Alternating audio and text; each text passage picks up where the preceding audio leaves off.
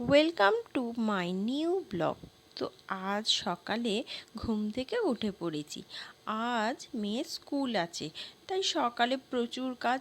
তো সকালে ফ্রেশ হয়ে গবলুকে ঘুম থেকে উঠিয়ে দেবো, তারপরে ওর স্নান সেরে ওকে টিফিন দিয়ে দেবো।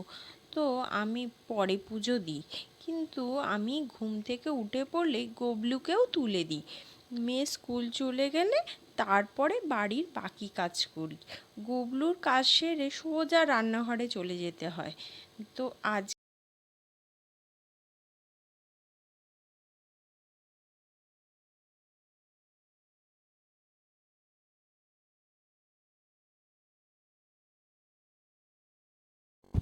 তো গবলুকে স্নান করিয়ে দিয়েছি আর মিছরি জল খেতে দিয়ে দেব।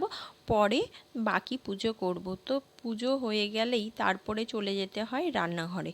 তো আজ আমি রান্না করব কলমি শাকের চচ্চড়ি। প্রথমে আলু বেগুন ছোট করে কেটে নিয়েছি, আর কলমি শাককে কুচি করে কেটে ধুয়ে রেখেছি। কড়াইয়ে তেল গরম করে শুকনো লঙ্কা তেজপাতা গোটা জিরে ফোড়ন দিয়ে সবজি তুলে দেব।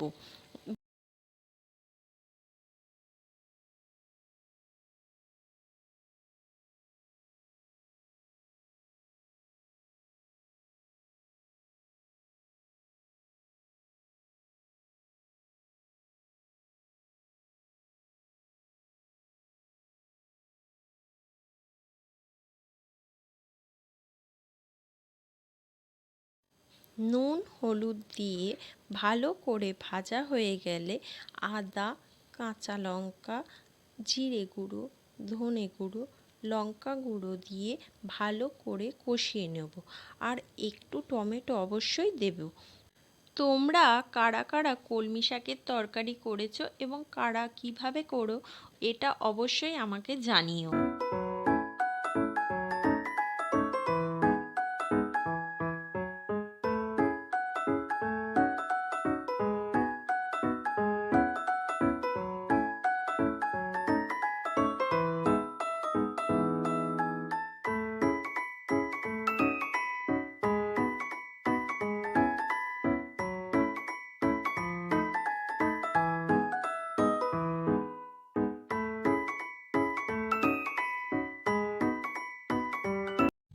কষা হয়ে গেলে শাক দিয়ে চাপা দিয়ে দেব। শাকের জলে সামান্য সেদ্ধ হয়ে এলে অল্প জল দিয়ে ভালো করে সেদ্ধ করে নেব।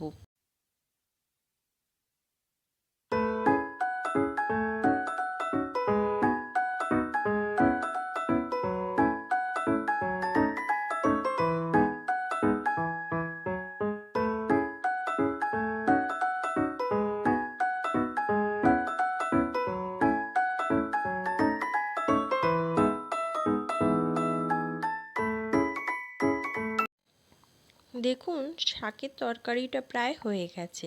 এবার সামান্য একটু চিনি দেবো। তো চিনি দিয়ে একটু ঘি দিয়ে দিলেই হয়ে যাবে আমার চচ্চড়ি, আর জলটাও পুরো শুকিয়ে গেছে। তো রান্না হয়ে গেছে। আজকে রান্না করেছি ভাত, ডাল, শাকের চচ্চড়ি আর মাছের টক আর বড়ার ঝাল। মেয়েকে টিফিনে আজকে সুজি দেব, তো সুজি করেছি। মেয়ে স্কুলে চলে গেছে, আর ওর বাবা স্কুল থেকে ফেরার পথে আম আর লঙ্কা এনেছে। আমি লঙ্কার বোটা ছাড়িয়ে ধুয়ে রাখি। ওকে বন্ধু, আজ এই পর্যন্ত। ভালো লাগলে কমেন্ট করবে। টাটা। ফিরছি আবারও একটা নতুন ব্লগ নিয়ে। টাটা বন্ধু। ভিডিওটা অবশ্যই কেমন হয়েছে অবশ্যই কমেন্ট করে জানাবে।